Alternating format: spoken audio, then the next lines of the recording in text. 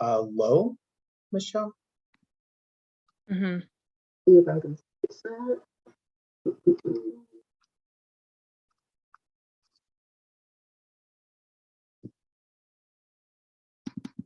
Okay, we are live.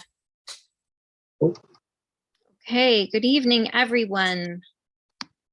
This open meeting of the Board of Selectmen Interview Committee is being conducted remotely pursuant to Chapter 22 of the Acts of 2022, an act relative to extending certain COVID-19 measures adopted during the state of emergency and signed into law on July 16th, 2022.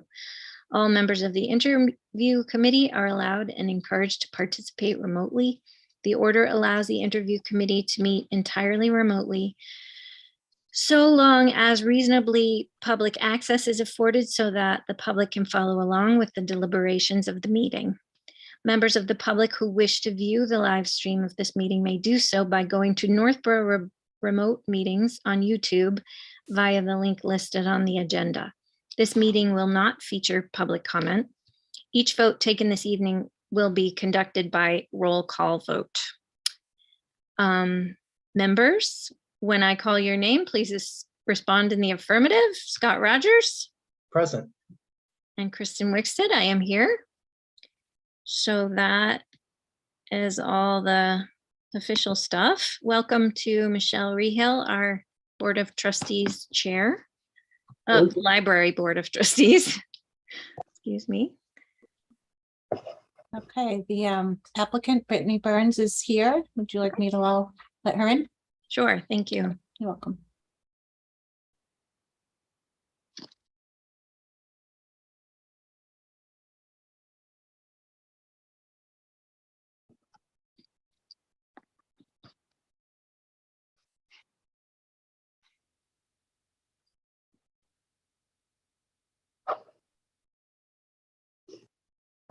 Hello.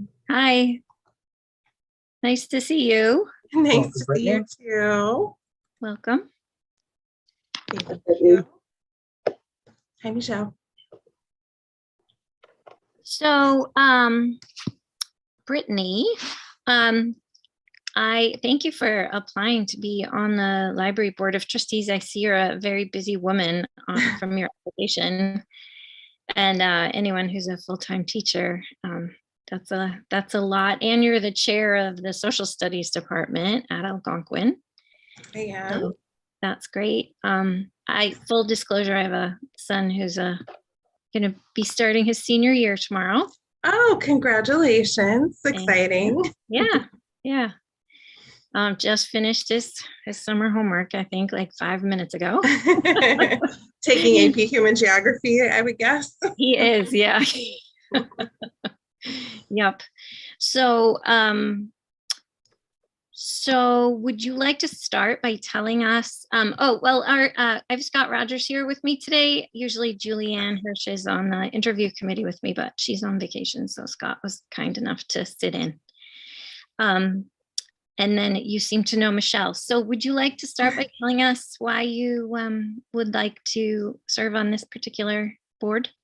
Yeah, well, sure. Well, I found out about the opening because Michelle let me know about it. My daughter and I have lived in town for 8 years now. I've been teaching at Algonquin for, 15. And I think that, the library is a place that was kind of near and dear to us when she was younger, especially in her elementary school days. And as she's gotten older, it's kind of given me more opportunities to do things in town and serve on committees. And I think this is one that, again, I just see the library as such an important heart of the community. I think it's a place for families, for kids of all ages and adults, and kind of this center for education and so many things that are important to us. Mm-hmm. I love both the school library and the town library. So I think it kind of connects, our love for this town as well as kind of my own personal interests and things that I like. So when she mentioned this opportunity, I thought, gosh, what a really great way to kind of step up my involvement in Northborough, and also hopefully be a part of something that I really personally cherish too.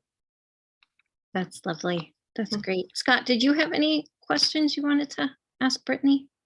Yeah, so yeah, Brittany, thanks for applying. It's great that you've had a chance to talk with Michelle. Have you been able to get up to date on the latest things that are facing the board? Have you talked with Jen or other members of the trustees? So I haven't really heard anything since the summer. So I think I applied probably in early June, and then there was kind of the lull for the summer. So I don't know a lot about what's going on right now, although I would be very eager to learn and hear about that. I'm sure a lot has changed with COVID and kind of getting back on track that way. I had a conversation with the library director recently, and also one with Michelle this summer about some of the challenges with libraries being faced with how would we put this, Michelle? Like, I don't know if you know where I'm going with this, but sort of like Challenges. challenges like people challenging what kinds of books libraries should have. And I did some reading on it, and I didn't realize that librarians have to take an oath of ethics before they can. So it's really how they're taught to put all kinds of books in a library, not just any one belief system. So would you like to speak to that? Because that seems like something that the library board of trustees might have to be facing in the next few years, unfortunately. No, absolutely. And I mean, that is a difficult position to be in for sure. I think we see it both in school libraries and public libraries. And I think from my perspective, the library is kind of the great equalizer of the community. That's kind of the vision for public libraries. It's a place where people can come and seek out unbiased information and all kinds of information. And I think that while I understand people questioning particular items or specific items, I think it's always important to keep in mind that for every objection you may have, someone else may be looking for that exact thing, right? And looking to understand that particular topic. And libraries are a place of choice. So when you walk in that door, no one is going to force you or a child to take a particular book. But I think it's really important that we have representation in a library, and that libraries don't serve a political agenda, because that is ultimately I think, in my opinion, the most important piece of a library, right, is that kind of open-mindedness, that objectiveness, and that opportunity for anyone to find what they're looking for, and to do true research, right? True research. I come at this both from like a book lover's angle, but also the kind of historical or historian in me, the social studies teacher. Research means coming at it from all angles and being willing to see different perspectives and different views and asking really tough questions. And when libraries start to kind of curate based on political agendas or particular ideologies, we really rob people of that opportunity, and of opportunities for civil discourse. So I think while those are challenges, I think we also can have dialogue around why it's important to keep libraries open, and to keep collections broad and varied. Great, that's a great answer. Scott, did you want to ask anything else? Yeah, or an opportunity. I don't know how much you talk with Michelle about then kind of the expectations, the schedule, the level of time involved to serve on the board, and maybe Michelle, just a quick overview of that. Sure. I can do that. I did mention this, but it was a while ago. So the library board, the board of trustees governs the library, helps establish policies, and deal with the administration of the building. And I think of us as the sounding board for the library director and the staff. We meet on the second Tuesday of the month at 7 o'clock, unless it's an election day or, and there's no meeting in August. There are 9 members, 4 officer positions. There are 3 standing subcommittees, and each member of the board is on one of those 3 committees. So in addition to that monthly meeting, the library director sends out material that will an agenda, a report, so that there's plenty of material to read ahead of the meeting, to be prepared for discussion. And then the subcommittees meet as necessary. They are the administrative committee, long range planning, and building and grounds.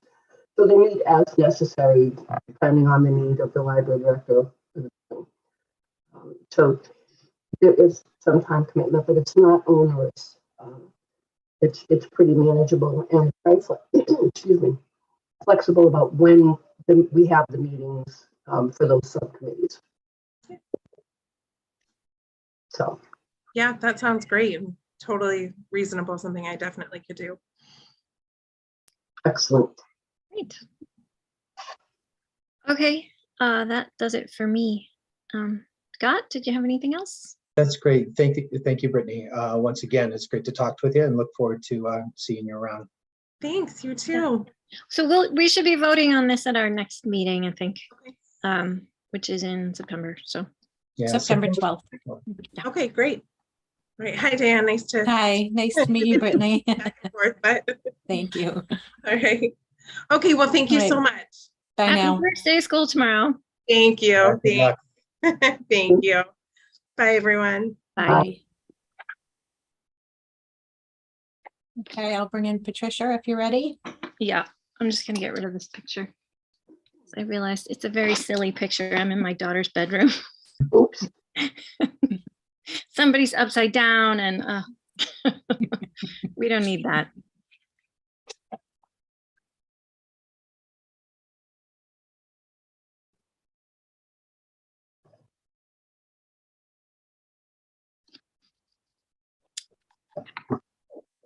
Okay. Hi, Patricia. You're muted.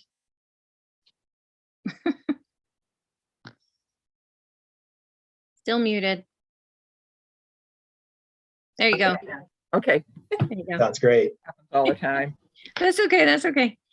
So do you go by Patricia? Pat. Pat? Pat. Pat. Okay. Well, thank you for coming, Pat. Patricia is it's one of those names you could be so many things. So nice to meet you. Thank you for applying to be on the Library Board of Trustees. We all read your application and all your information, and I see you have it looks like you were on the library board in Westboro. Yeah. So you know a lot about what that's all about, right? Oh, yes. Would you say it's pretty similar, Michelle, here and in Westboro? I would assume most boards of trustees are set up the same way. Okay. With the So it, so on. yeah. And conveniently we have 2 open spots. So are you oh, and you were also a retired librarian. Yeah. So will you please tell us a little bit about what kind of librarian you were and where you worked and that sort of thing? Just like Michelle, I'm a retired school librarian. And I spent 30 plus years in public school libraries, and then another 5 years in a little tiny private school library, which was a lot of fun. And I kept telling people I never ever had what people might consider a boring day. It just went really, really quickly. I don't think boring was part of the school library scene at any time. So, but I really enjoyed it. And I've done everything from preschool library all the way through one of my retirement jobs was temping at Worcester State as a reference librarian. Oh, nice. Did you work in elementary school libraries at all? Yeah. Yeah. Those are one of my favorite places in the world. I love elementary school libraries. Okay, so do you want to just tell us quick why you decided to apply here in Northborough? I moved to Northborough in November of 2020, and right in the middle of the pandemic. And be honest, I didn't know a whole lot about Northbrook. That's it. I was a neighbor. I lived in the neighboring town for 35 years. And I have a lot of friends who come from Northborough. The church that I attend, I would say probably half the people who attend the church come from Northborough. So I know a little bit about it, but I've never really, lived here. But as we moved in and found what a welcoming community it is, and we've really enjoyed moving, we're really happy we moved here, to be honest with you. And as far as my interest in trustees, I really love libraries and I want to help any way I can.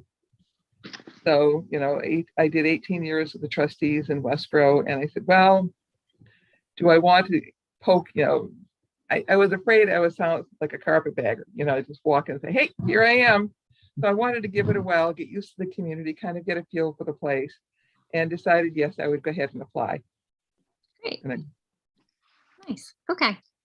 Scott, did you have questions you wanted to ask? Pat? Yeah, so glad you made that decision, Pat. Thank you for applying and bringing your experience to Northborough as well. Have you had a chance to speak with Michelle or Jen Brunel, the library director, just to get a feeling for what some of the differences might be in Northborough compared to Westboro? Michelle and I only spoke briefly last year. I've only met the new librarian at the park where we had the health program at the park a couple of months, about a month or so ago, and very briefly. But I really haven't had a chance to talk about the issues. I kind of wanted to go in with an open mind and learn how things work and learn what the issues are and or what's important to the free library. Yeah. Can you think of maybe an example of something that you did deal with in Westboro that you think would likely face us here in Northborough as well? We dealt with a lot. We had some of our, some of the concerns were like day-to-day stuff.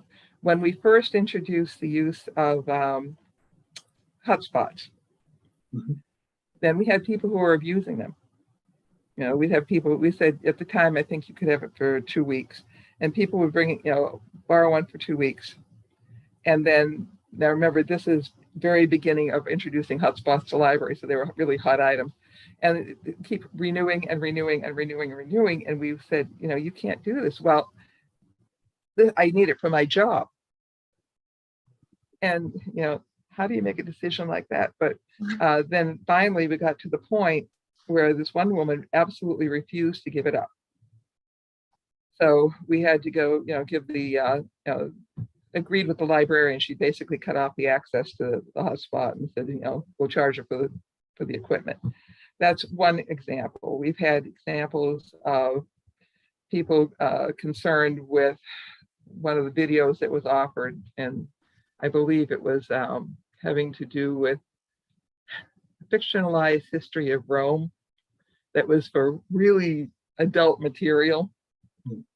And he wanted it removed because people, he was afraid people might think that it was really the history of Rome and that some of the scenes were inappropriate. And we just said, the box is labeled R.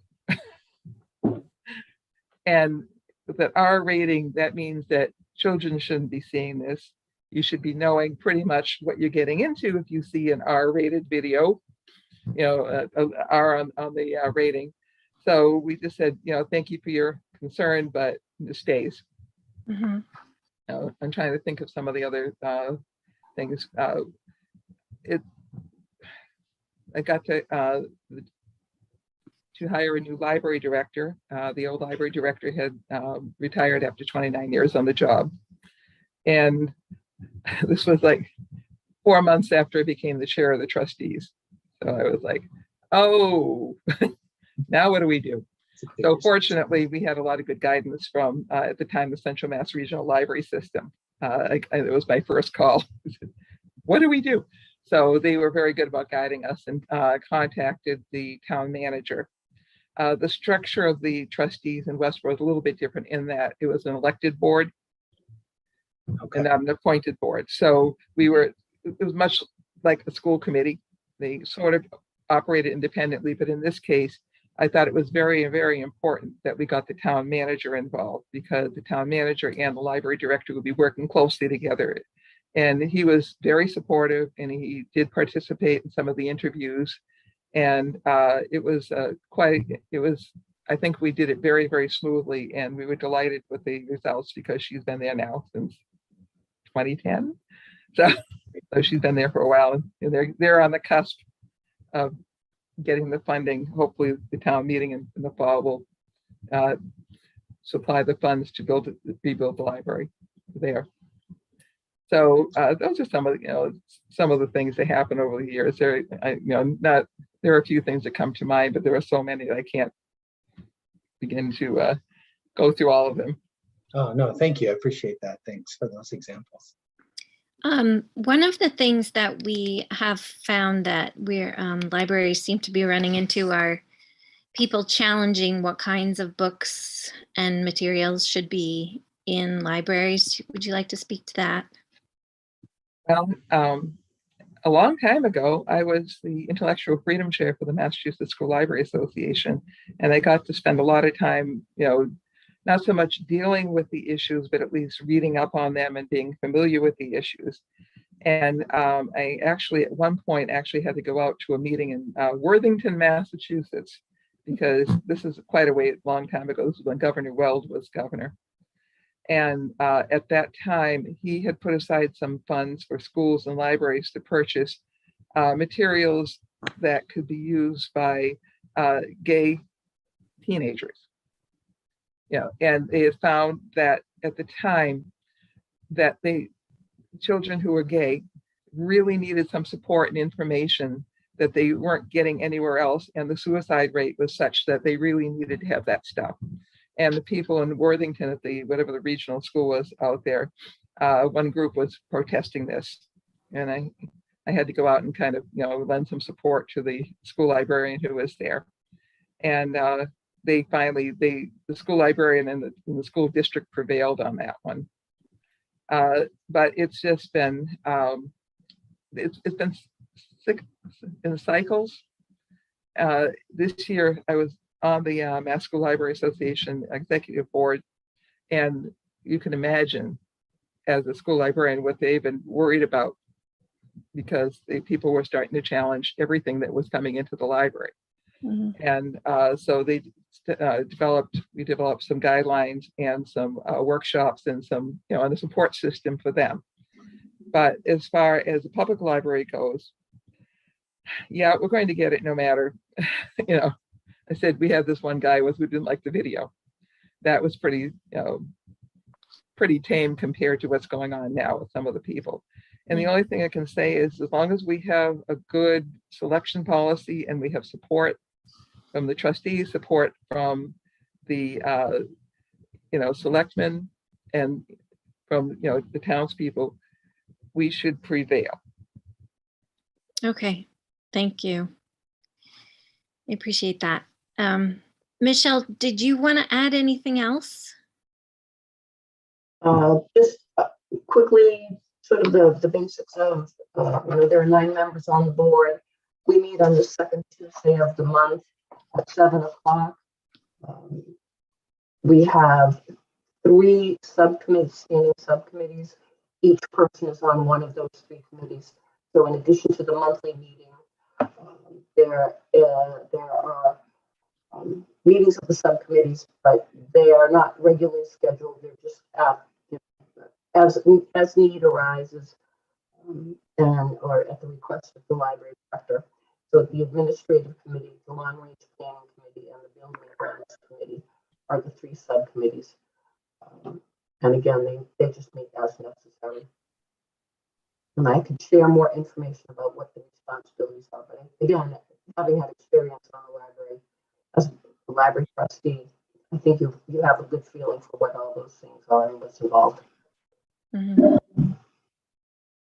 Yeah, you certainly have a lot of experience there, and I really appreciate you coming to your new town and giving it. I love how you were like, I'll give it a little time so they don't think I'm just out of nowhere, and that was very thoughtful. So thank you very much for some great answers and for coming to the interview. I think I'm all set. Are you all set, Scott?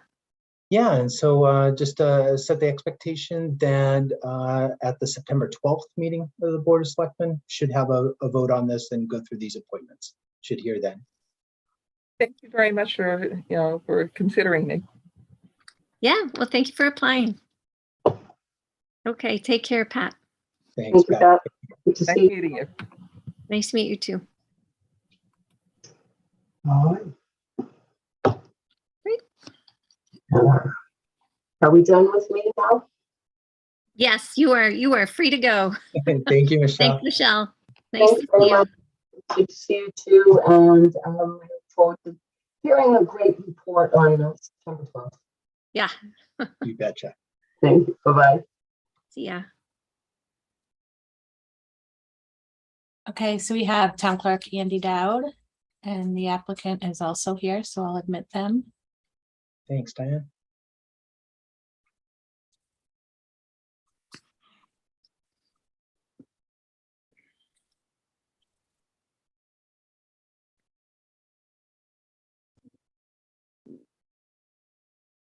Andy?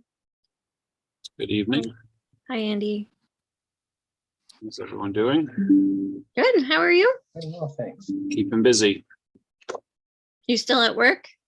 Yes. Oh yeah, Tuesday night's your late night, right? Yeah, we're open all week for Everybody. voting as well. So Yeah. I think I see Jim is unmuted. Can you hear us, Jim?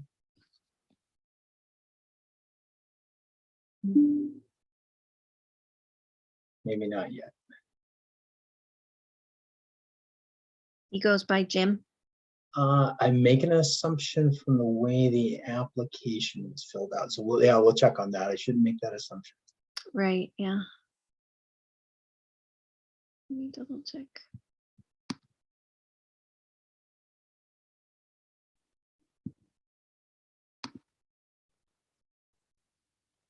Still can't hear him if he's unmuted.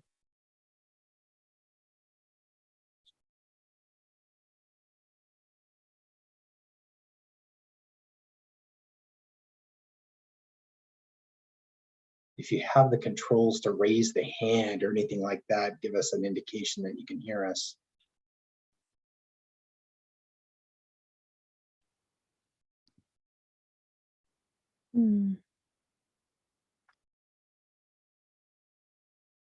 He's Okay. raising his hand so he So can it hear us. But We just can't okay, hear so, you. We don't have video. we're calling you Jim because you signed your application, Jim H, but we can't hear you.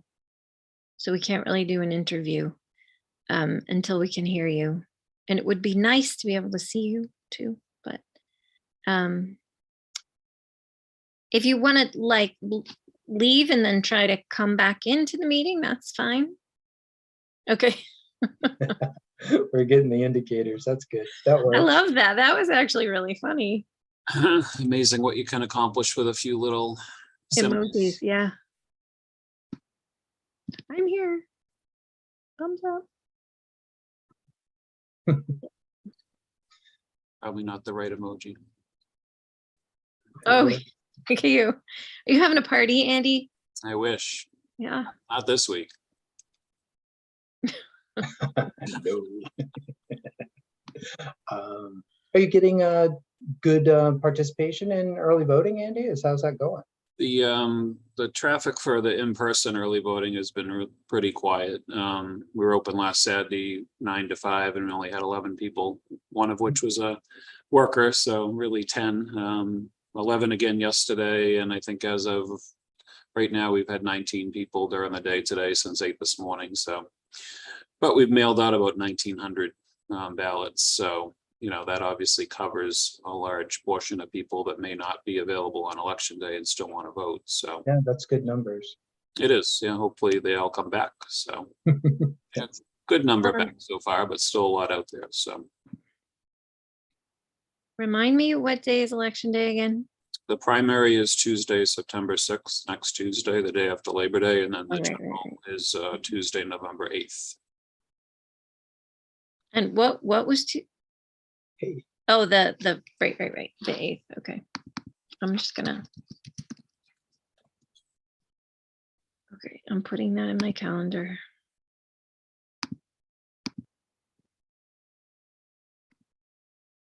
Nope, there he is. Oh, Now no, you're it's just muted, but we can see you. Okay, Okay, can you hear me now? yay! Yay. All I right. apologize. My computer has been working all day and it just for some reason decided to not like me this evening. So I'm on my phone now. Of course, That no has- that works problem. well. All good. I mean, computers have personalities. What are you gonna do? They really do. They really do. Yeah. Okay, well, thanks for coming. Thanks for applying to be on the Board of Registrars. Would you like to start with why you have applied for this committee? So I was looking into, basically I've been trying to find a way to kind of get more involved in the town, maybe I get more involved in the decision making, and I thought this was kind of a good way to start off. I did join the youth commission. I was there for a little while, but unfortunately that was right around the time COVID hit and things kind of got crazy after that. So I did a little research into what the voter registrar does, and I thought it would be a good fit. Okay. Why did you think it would be a good fit? It's just kind of an unusual committee, so I would just like to hear a little more. Well, I've seen how the voting system works in the town. I thought I could contribute there. I thought I could kind of help improve it in any way I could. I know I actually kind of had to look up a little bit of what the committee actually does in terms of handling voter registration, handling basically voting places and organizing around different candidates and things of that nature. So I thought I could help out there. Great. Scott, I want to give you a chance to ask questions, but I was thinking maybe should we have Andy Yeah, let's put explain Andy what the board first. does more? Yeah, help us Yeah. with an understanding of the board and you know, types of activities and the level of commitment and schedule and all that. Yeah, thanks, Sure. Andy. So first of all, do you prefer Jim? Did we get through that already? Yes. Jim, thank you. Andy Dowd, I don't know if we've ever met before, but I'm the town clerk here in Northborough. We've run into each other once or twice when I've been to town hall, but yeah, it's nice to see you again. Same here.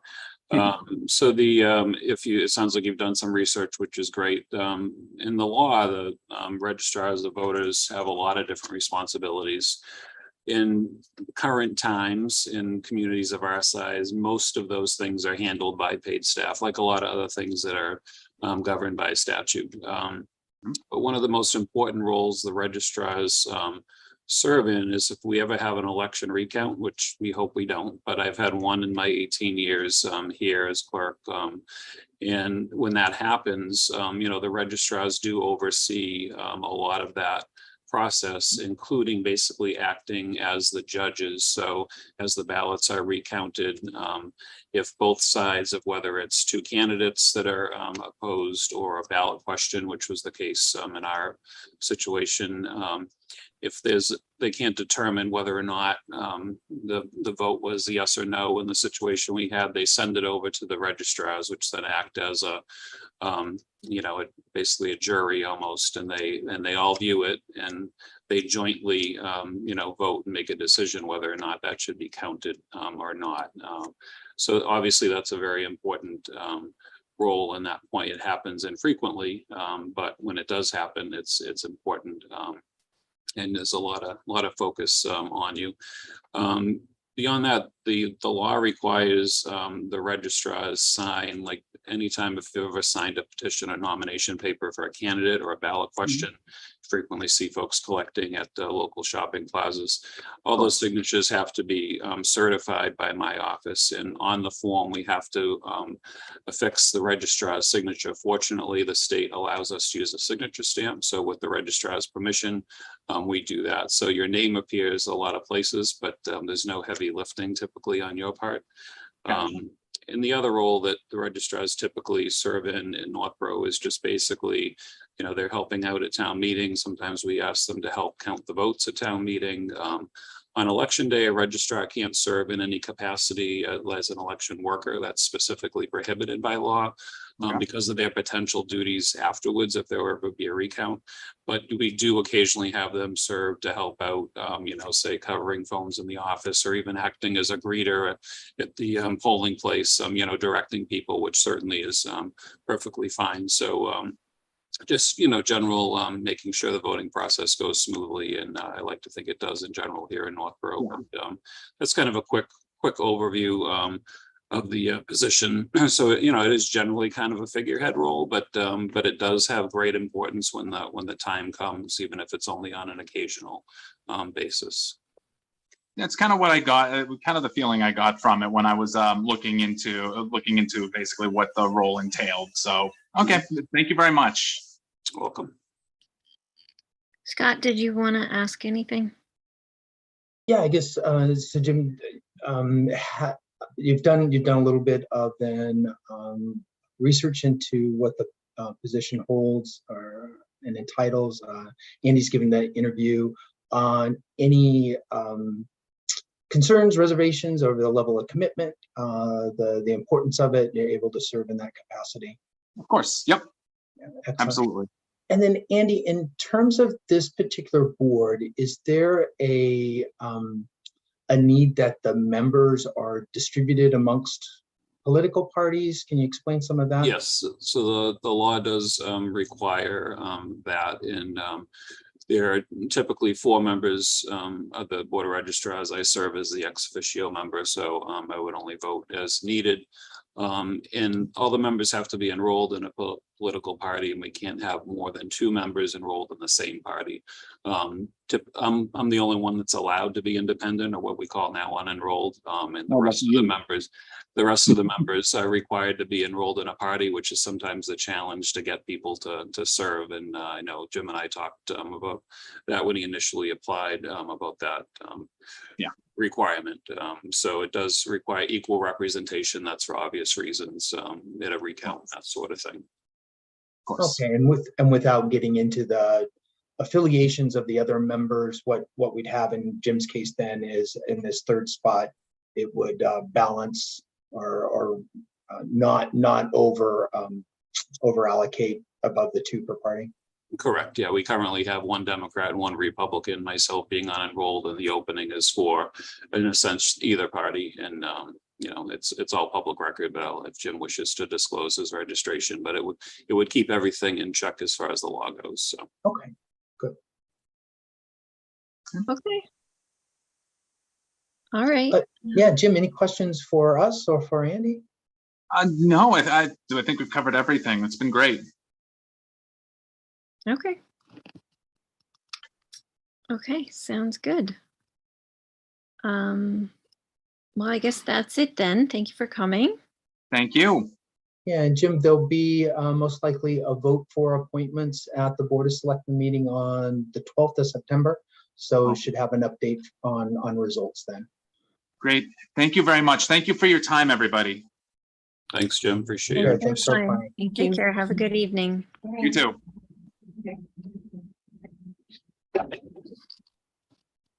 Okay, I have both Liz Nolan, member of the scholarship committee, and the applicant. Right. Bring him in. Andy, thank you also. You're welcome. Have a Thank good you. night. Thanks, Andy.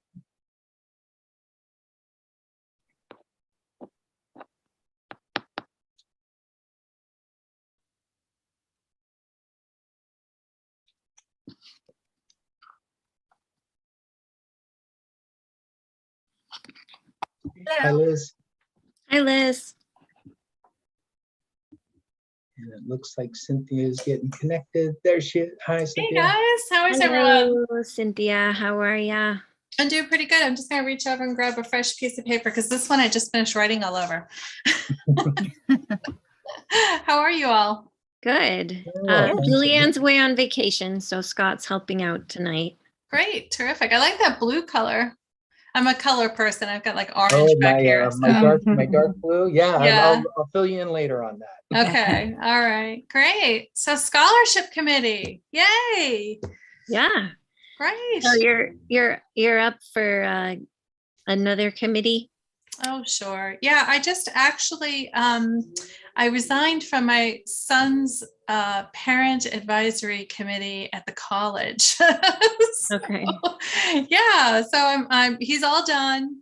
Now I am hosting interns for the college for my businesses. And, but other than that, I'm looking to redirect my volunteer efforts. Nice. Okay, Yeah. great. Well, thanks for interviewing. Sure.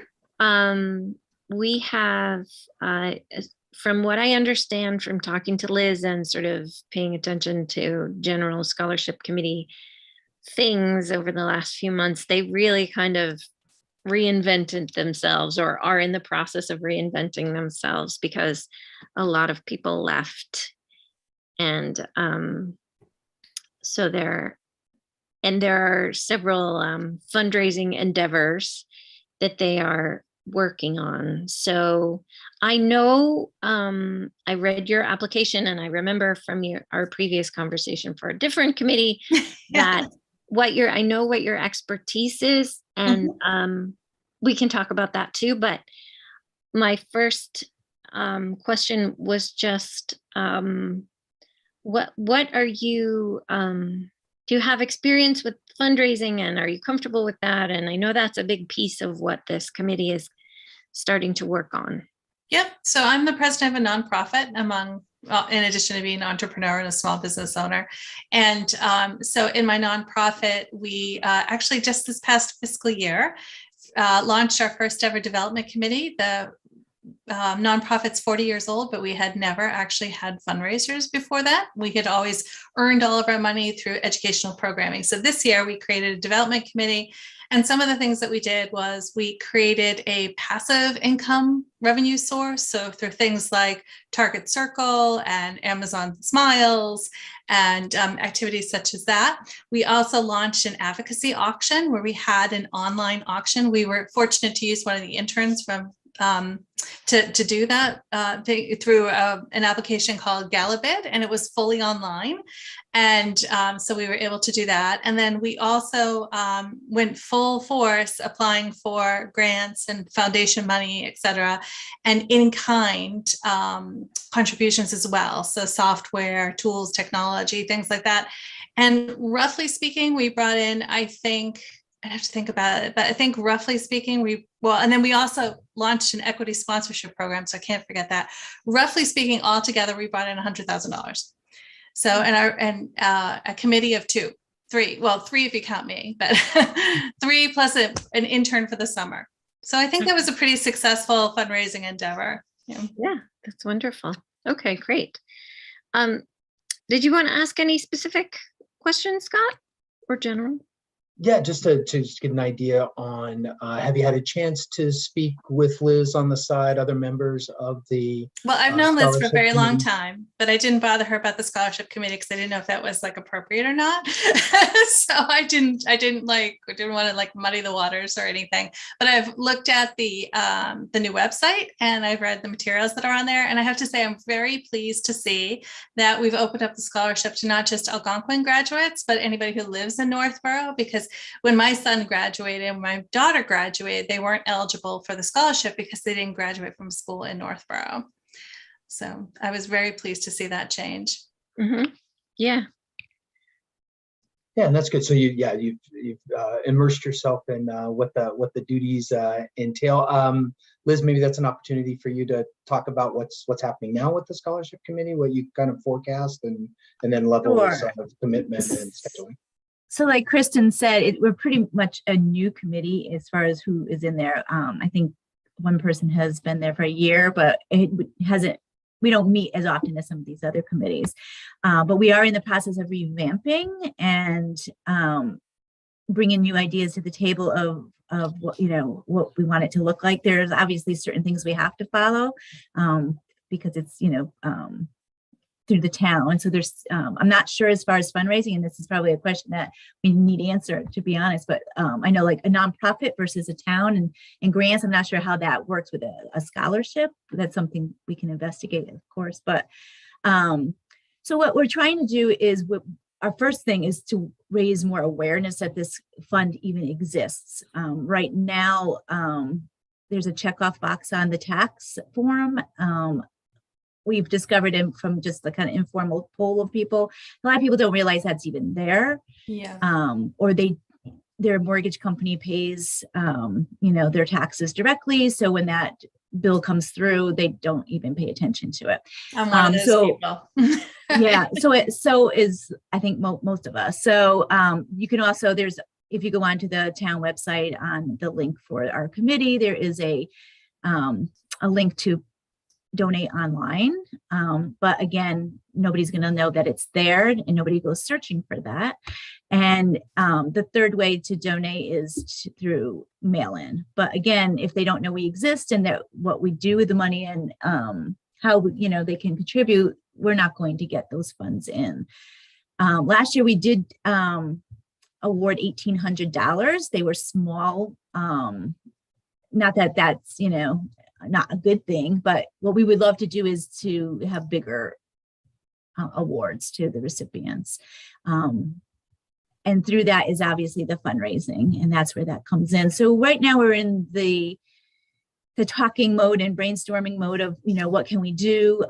We had the principal of Algonquin join us in our meeting last week actually, and he gave us some good feedback and a couple ideas to maybe try to run with.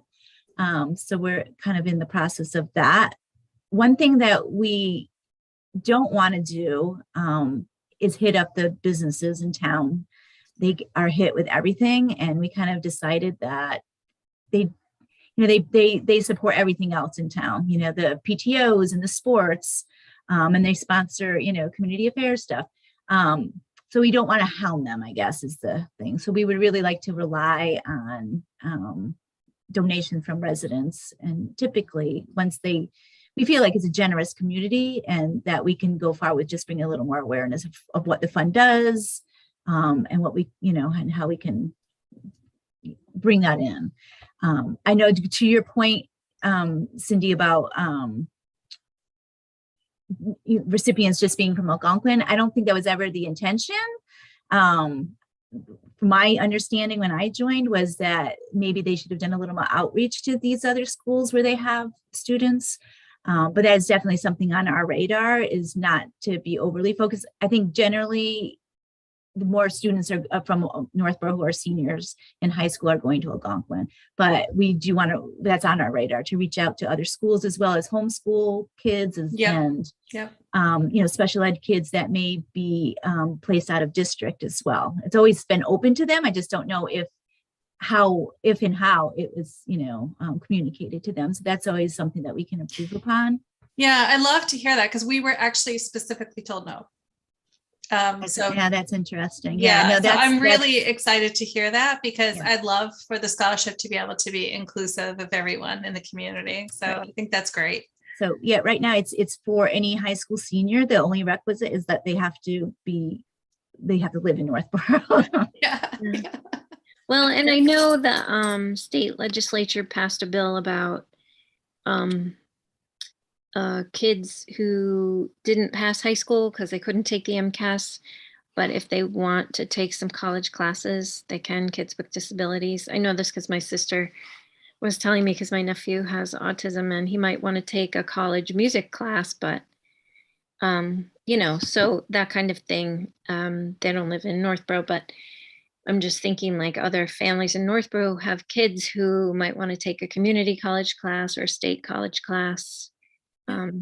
That's called inclusive concurrent enrollment. If you're still in high school and you're taking a college class through like the IEP process, where this is kids who are 22 or over who have finished.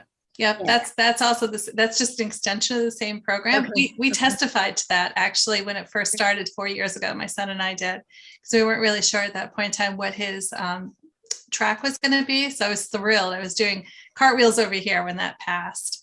I was very thrilled. So that is a very good reason to extend the scholarship to lots of groups. So we've been meeting like maybe once a month, but I don't think in general meets every month. It's just that we're new and we're trying to get all on the same page and get things rolling.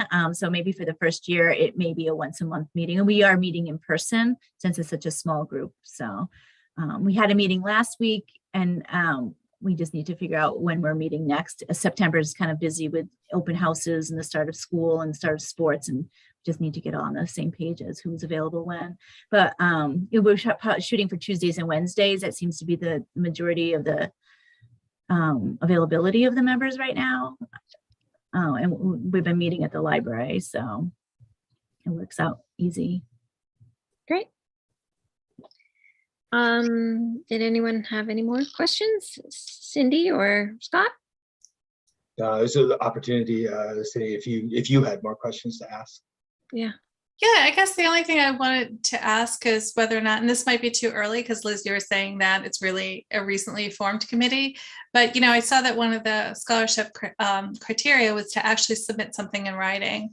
And there's a lot of kids, to your point, Kristen, that have other talents and abilities to express themselves. So sometimes scholarship committees actually take in videos or recordings or things like that, as opposed to writing, to just sort of level the playing field for people who have writing disabilities. And so I wondered if, you had gotten that far in consideration. I know you just said it was new, and so I don't want to put you on the spot, but I have a lot of enthusiasm. So that's my question. We were really happy that we came up with the idea to not have it handwritten, but have it like an online form. So, Yeah. But maybe there is a way that if they, that's something we can discuss, but if there's an easy way of submitting it, and I don't think it would necessarily, be all students. If we, in particular cases, that might be easier for students. So that's something that we can obviously discuss. Yeah. But how easy that would be to incorporate in the submission of it all too. Yeah, you don't want to make a lot more work, right? You want to make it streamlined and easy, and so yeah, that was really my only questions. Whether or not I'm selected to be on the committee is irrelevant. I'm just so glad that our community has this and that it's evolving, and that we've got good people working on it. I think it's really important. I've put 2 kids through college, and thank God they're all done. The oldest might go back for his master's, but not yet, and I'm actually going to school myself right now. So it's really near and dear to my heart. Great. Yeah. Great. Well, thank you for coming this evening. Thank you for applying for. Absolutely. Thank you for the opportunity. And I wish you guys luck with the selection process. Thank you. We'll be voting on it at the September 12th meeting. Sounds great. Okay. Thank you so much. Take care. All right. Take care. Have a great week. Bye, Diane. Thank you. Bye. Thank you. So I'm leaving too. Oh, right, Liz, you're off the hook too. Thank you, Liz. All right. Nice to see you all. Take it easy. Yeah, Have a good week. Bye. Okay. So,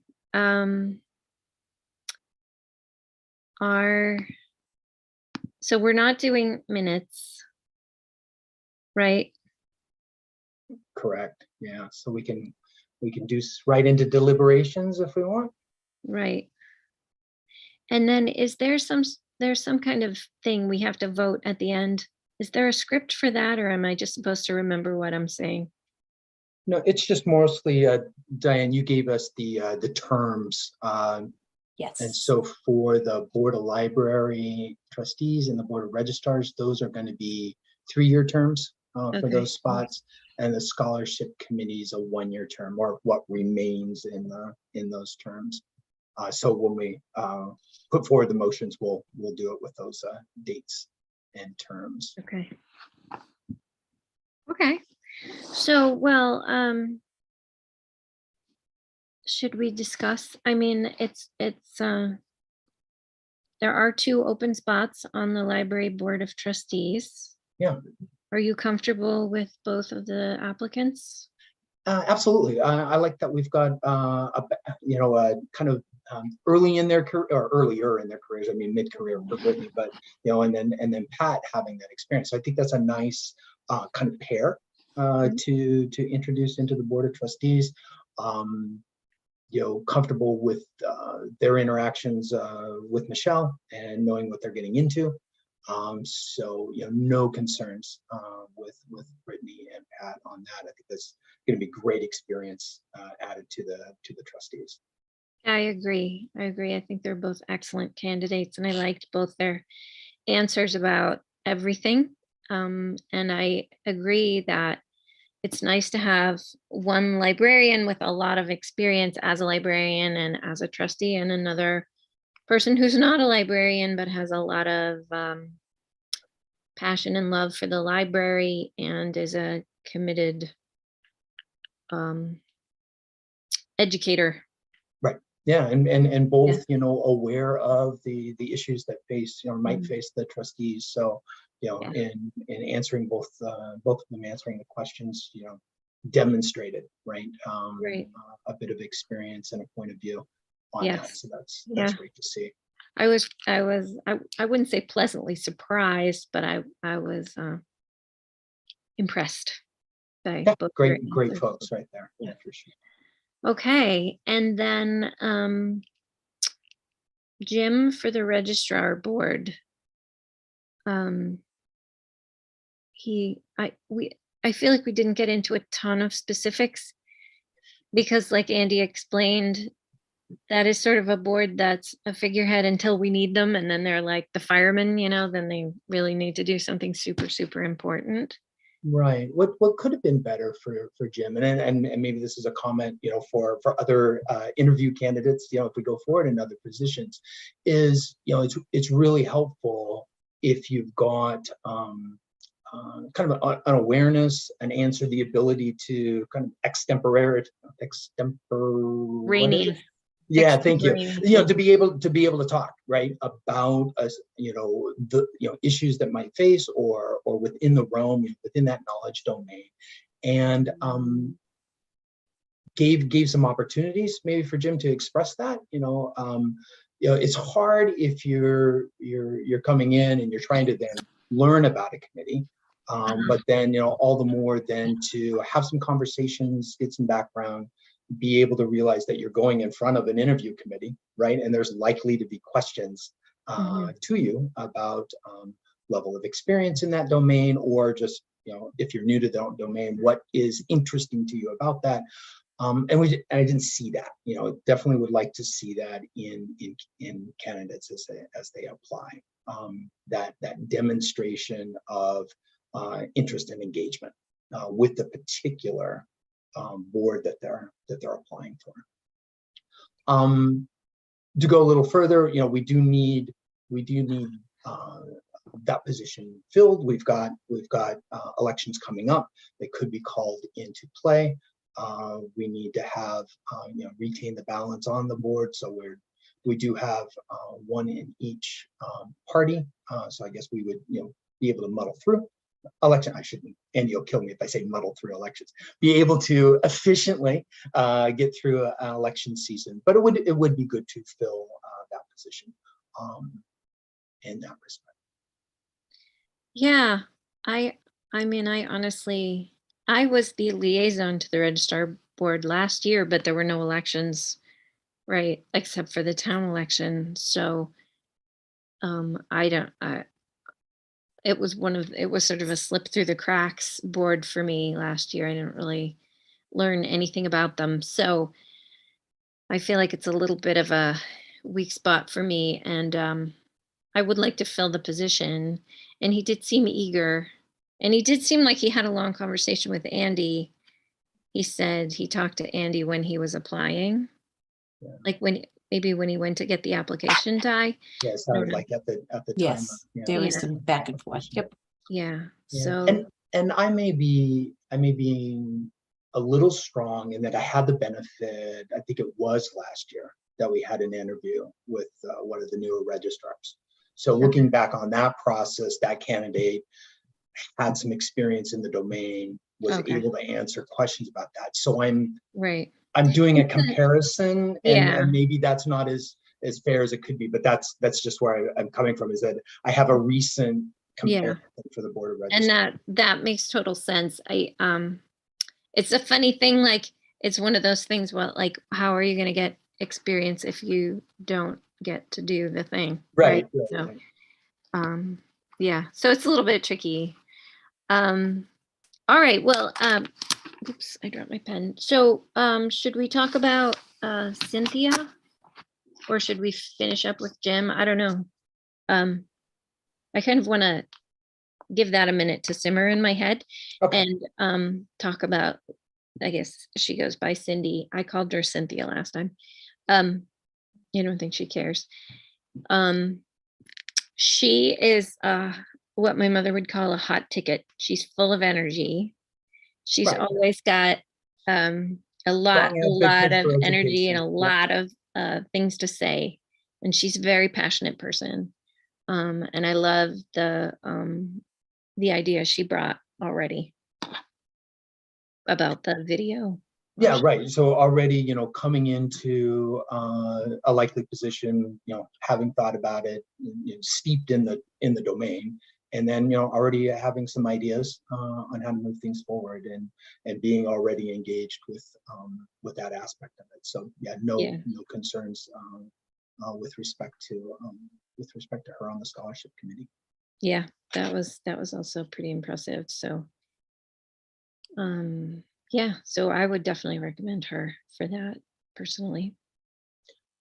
So maybe to give a little more time for simmering, yeah. I'll make a couple motions on what we seem to have consensus on, and then maybe talk more on the register. So I would like to move on to recommend appointment of both Brittany Burns and Patricia Pontes as members of the Library Board of Trustees for partial 3-year terms. Those would expire on April 30th of 2025. Okay, so is that an official motion? That was an official motion. Or tried. Okay. I kind of stumbled through it. So I can second it. And I did combine them into one just to make it a little bit shorter. Right. Yes. No, I think it's smart to do it all in one. So this will be a roll call vote. Scott? I vote yes. I vote yes too. Kristen? Okay, so they are officially recommended. It passes. It's always funny to have the 2-person roll call. It is very weird. A motion and a second. Julianne usually does this part. Yeah.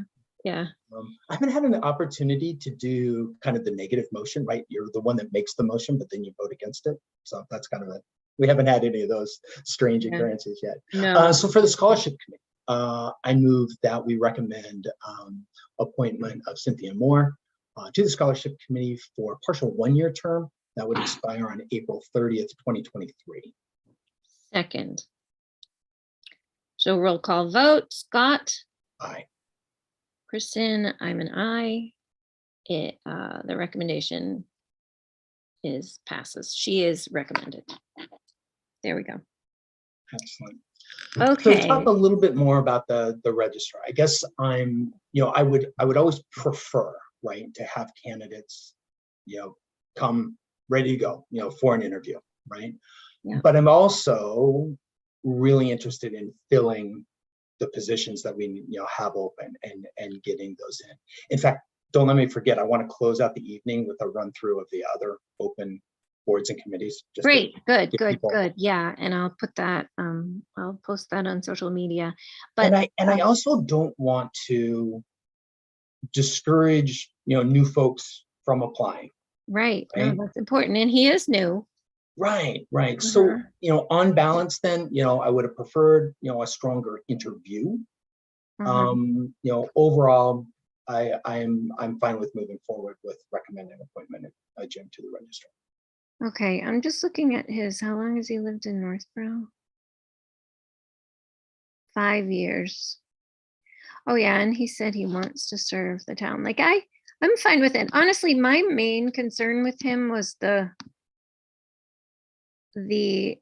changing, especially if he didn't need to, changing political parties. We didn't cover We didn't that talk about that. in the recorded portion of this meeting. No. It was getting some background prior to that. Right. But knowing that we have,